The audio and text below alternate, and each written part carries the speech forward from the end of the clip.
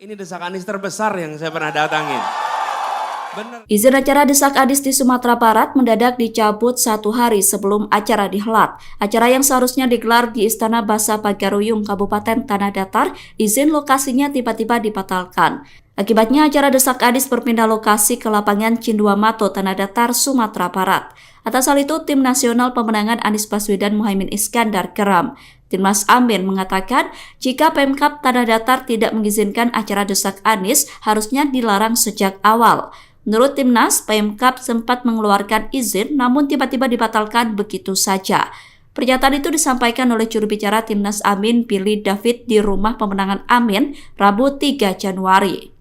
Menurut Billy, kasus izin lokasi acara Desak Anies tiba-tiba dicabut bukan kali pertama terjadi. Sebelumnya peristiwa itu juga pernah terjadi saat di Lombok. Atas hal itu, Timnas Amin mempertimbangkan proses hukum.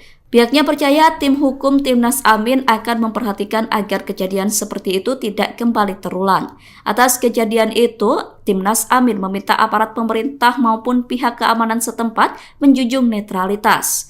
Download Tribun X sekarang, menghadirkan lokal menjadi Indonesia.